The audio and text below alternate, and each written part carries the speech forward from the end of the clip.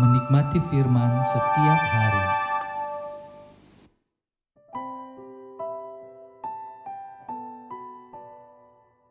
Shalom, selamat pagi jemaat yang dikasihi dalam Tuhan. Kita bersyukur kalau kita boleh kembali berjumpa dalam program Menikmati Firman setiap hari. Hari ini saudara, saya rindu kita bersama-sama mengangkat sebuah pujian. Pujian yang mengatakan bahwa sandar hanya pada lengan yang kekal.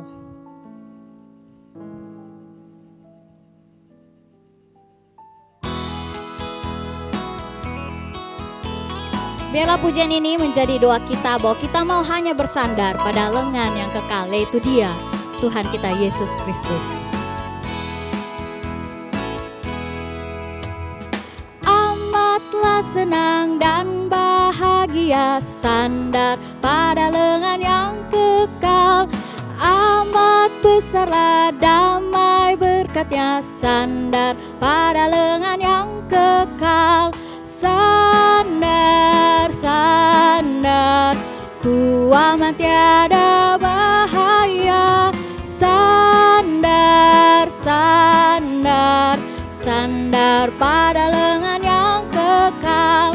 Sandar, sandar, ku aman tiada bahaya. Sandar, sandar, sandar pada lengan yang kekal. Sandar pada lengan yang kekal. Sandar pada lengan yang kekal. Mari kita berdoa. Benar ya Tuhan, kami hanya mau bersandar pada sandaran yang kekal, yaitu pada Engkau saja. Kami bersyukur kalau hari ini, pagi ini kami akan bersama-sama merenungkan sabda-Mu. Bapa, tolong kami melalui Roh Kudus-Mu, supaya apa yang menjadi isi hati-Mu saja ya Tuhan, yang kami dengar dan kami lakukan dalam hidup kami hari lepas hari. Terima kasih ya Tuhan, ini doa kami. Demi Yesus kami berdoa, amin. Saudara, santapan harian hari ini diambil dari Yesaya, pasalnya yang ke-14 ayat 1-23, tapi saya hanya akan membacakan beberapa bagian saja, yaitu di ayat 1 sampai ayat ke-6, kemudian saya akan lanjutkan di ayat 22 sampai ayat 23. Demikian firman Tuhan. Sebab Tuhan akan menyayangi Yakub dan akan memilih Israel sekali lagi, dan akan membiarkan mereka tinggal di tanah mereka. Maka orang asing akan menggabungkan diri kepada mereka dan akan berpadu dengan kaum keturunan Yakub. Bangsa-bangsa lain akan mengantar Israel pulang ke tempatnya, lalu kaum Israel akan memiliki bangsa-bangsa itu di tanah Tuhan sebagai hamba-hamba lelaki dan hamba-hamba perempuan. Demikianlah mereka akan menawan orang-orang yang menawan mereka dan akan berkuasa atas para penindas mereka.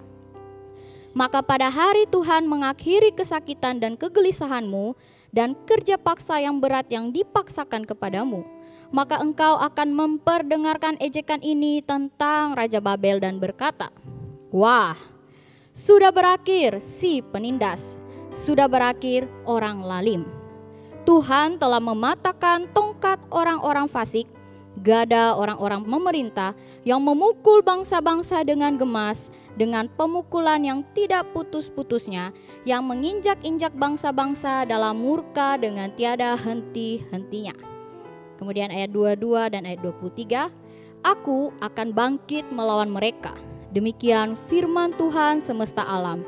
Aku akan melenyapkan nama Babel dan sisanya, anak cucu dan anak-anak cicitnya. Demikian firman Tuhan. Aku akan membuat Babel menjadi milik landak dan menjadi air rawa-rawa, dan kota itu akan kusapu bersih dan kupunahkan. Demikianlah firman Tuhan semesta alam. Saudara, santapan harian hari ini mengambil judul Jangan Sombong. Agar sebuah kereta tetap berjalan, rodanya harus terus berputar. Ada bagian yang kadang di atas, kadang ada di bawah. Kehidupan manusia pun seperti roda. Saat dibawa, ingatlah saudara, kita pernah di atas. Saat kita di atas, ingatlah juga bahwa kita pernah dibawa. Jadi tidak perlu rendah diri, kecewa, dan bahkan putus asa ketika berada di bawah. Sebaliknya, kita juga tidak perlu tinggi hati ketika berada di atas. Inilah contoh Israel dan Babel. Saudara, Israel pernah berada di titik terendah dalam kehidupan mereka. Dibuang di Babel dan dipaksa bekerja sebagai budak selama 40 tahun. Sementara Babel pernah berada dalam situasi kehidupan yang paling tinggi. Mereka disebut sebagai bangsa yang besar, hebat, dan berkuasa. Babel bahkan berhasil menaklukkan Syria, Mesir, Aram, Filistin, dan juga Israel. Keberadaan yang kontras antara Israel yang di bawah dan Babel yang ada di atas dinubuatkan secara terbalik oleh Nabi Yesaya. Saudara, Israel yang rendah akan ditinggikan, dibebaskan dari perbudakan, menjadi pemimpin dari bangsa-bangsa, pulang kembali ke tanah airnya. Demikian juga Babel yang berada di posisi tinggi yang digambarkan sebagai bintang timur dan putra fajar akan direndahkan.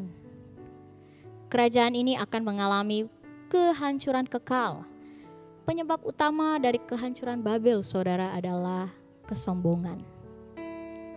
Babel ingin menjadi seperti Allah dan bahkan lebih tinggi dari Allah. Inilah yang membuat Allah murka dan mendatangkan hukuman kepada Babel. Karena itu saudara, bagi kita yang saat ini berada di bawah, janganlah tawar hati, sedih atau putus asa. Tuhan senantiasa memberikan pengharapan serta jalan keluar yang terbaik.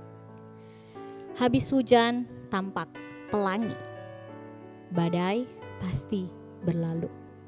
Asalkan kita mau taat dan setia serta mengandalkan Tuhan.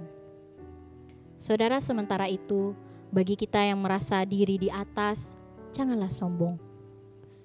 Apalagi takabur lalu merendahkan orang-orang yang sedang berada di bawah.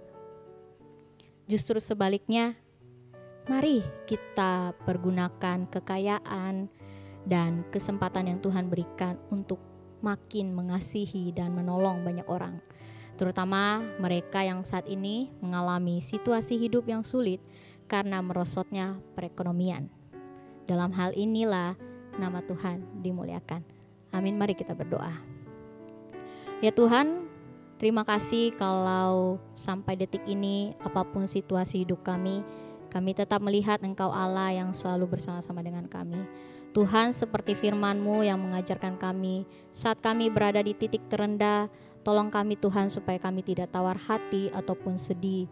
Tetapi Tuhan, ketika kami berada di atas, tolong jangan biarkan kami menjadi orang yang sombong. Terima kasih Tuhan untuk firman-Mu, biarlah Roh Kudus-Mu memampukan kami untuk menghidupi firman yang telah kami renungkan bersama-sama. Ini doa kami ya Tuhan, demi nama Yesus kami berdoa, amin.